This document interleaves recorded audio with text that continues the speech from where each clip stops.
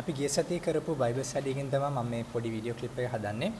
ඉතින් මේ මාතෘකාව තමයි දෙවියන් වහන්සේගේ ස්වයං ජීවනය.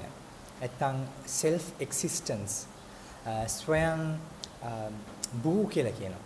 ඉතින් මේ අර්ථය තමයි දෙවියන් වහන්සේට ජීවත් වෙන්නට තවත් කෙනෙක්ගේ උපකාර ඕනේ නැහැ කියන එක. ක්‍රියා 17:25 මෙහෙම කියනවා. උන්වහන්සේ යම් දෙයකින් අඩුකමක් ඇති කෙනෙකු මෙන් මිනිසයාගේ අත්වලින් උපස්ථාන නොලැබ උන්වහන්සේම සියල්ලන්ට ජීවිතයද හුස්මද සියලු දේවල්ද දෙනසේක කියලා. මේ පදය අපි විදි දෙකකට ලෙන්සස් දාලා බලමු. පළවෙනි එක. මොකද්ද මේ පදේ දෙවියන් වහන්සේ ගැන කියන්නේ?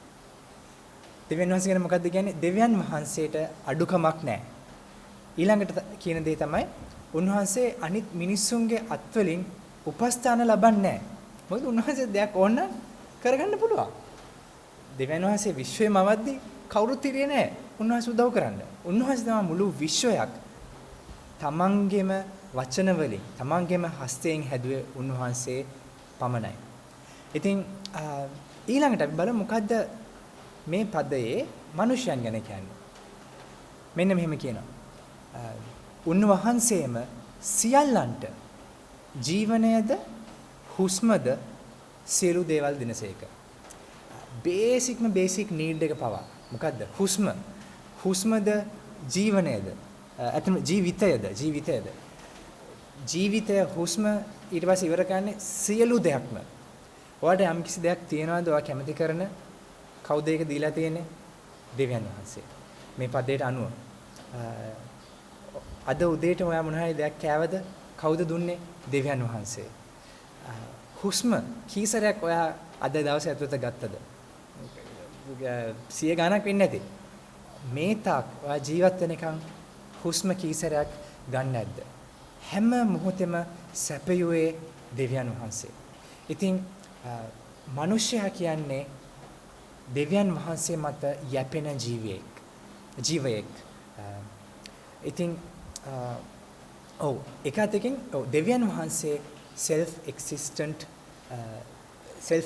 exist වෙනවා. අනිත් පැත්තෙන් මිනිසයා දෙවියන් වහන්සේ මත යැපෙනවා.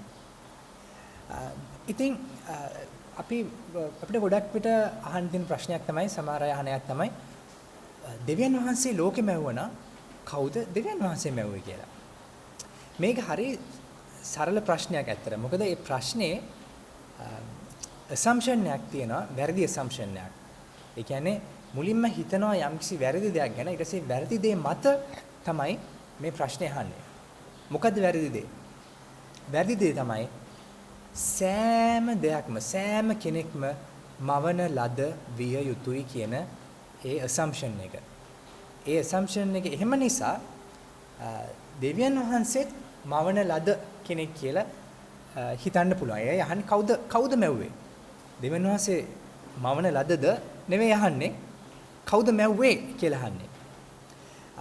ඉතින් මේ විශ්වයේ නැත්නම් මේ සියලු දේ පවතින දේ තුල කැටගරිස් දෙකක් තියෙනවා. එකක් තමයි මවන ලද. අනිත් එක තමයි මවන නොලද.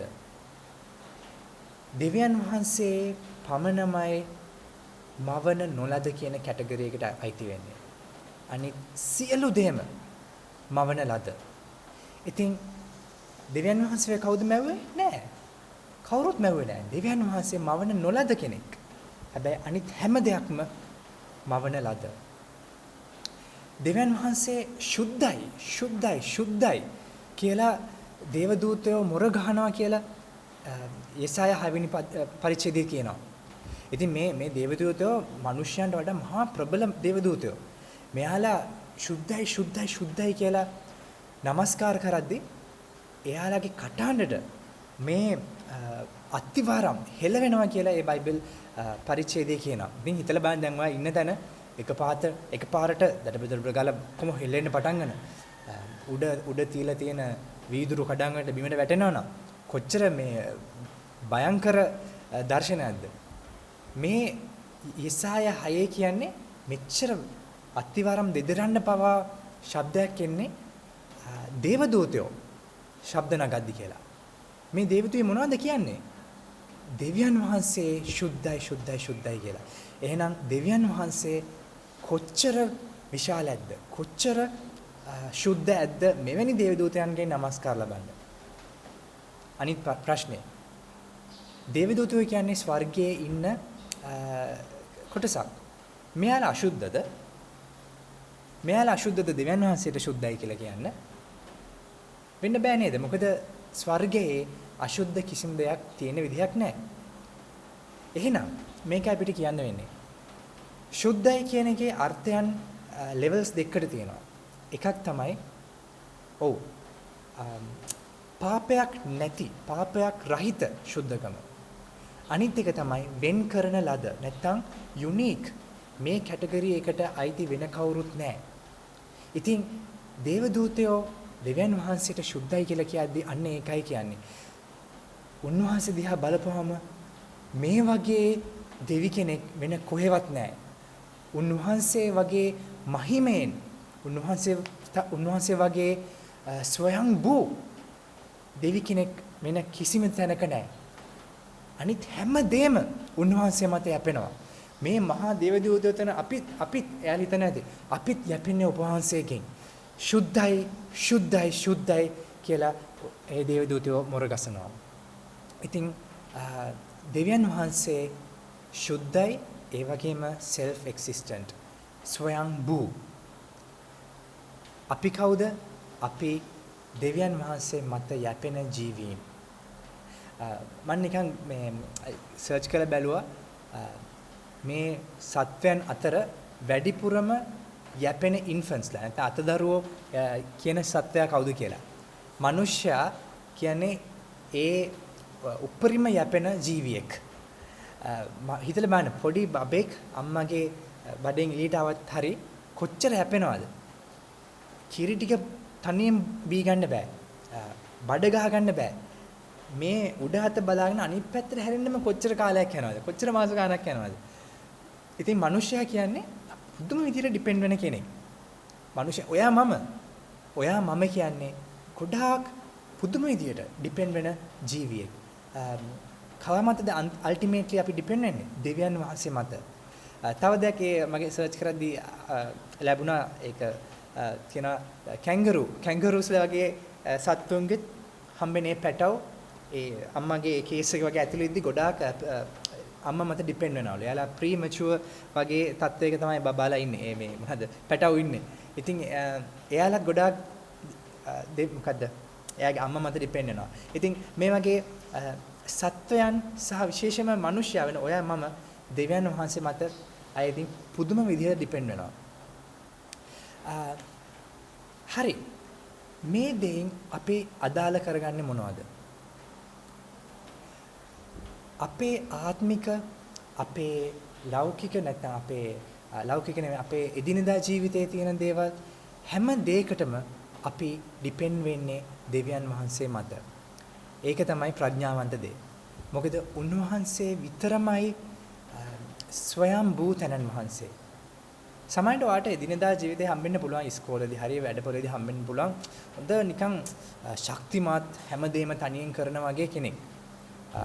සමහරවිට එයා මත ඩිපෙන්ඩ් වෙන්න හිතන ඇති. අම්මා මෙයාගෙන් නම් මෙයාත් එක්ක හොඳට ෂේප් එකේ හිටියොත් නම් මට වරදින්නේ නැහැ. හැබැයි ස්වයංභූ තනන් වහන්සේ වගේ කවුරුත් නැහැ. උන්වහන්සේට ලං වෙන්නවත් කාටවත් බෑ. ඉතින් හොඳම දේ තමයි ස්වයංභූ තනන් වහන්සේ මත ඩිපෙන්ඩ් වෙන එක.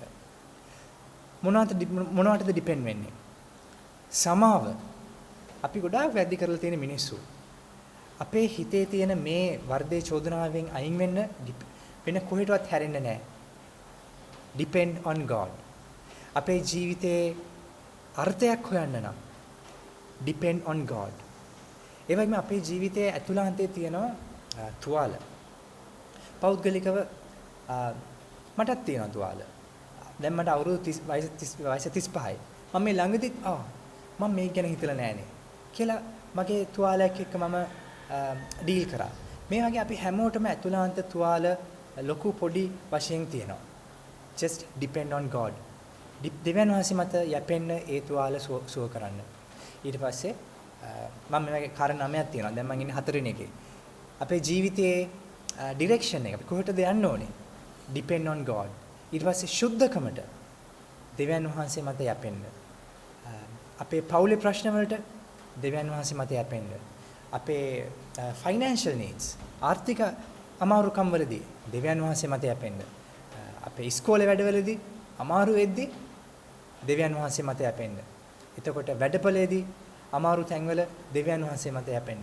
මට මතකයි ඉස්සර මම වැඩ කරද්දී මට හරි අමාරු ටාස්ක් එනවා. ඉතින් ඒක කරගන්න බෑ හිර වෙලා ගොඩක් කළා. වෙලාවකට මම එතනම මම කම්පියුටර් එකේ තමයි වැඩ කරේ. එතනම පුටුවෙන් බැහැලා දන ගහලා දෙවියන් වහන්සේ ඉල්ලන ස්වාමීනි මට මේක කරන්න හැකියාව දෙන්න කියලා. දෙවියන් වහන්සේ උදව් කරනවා.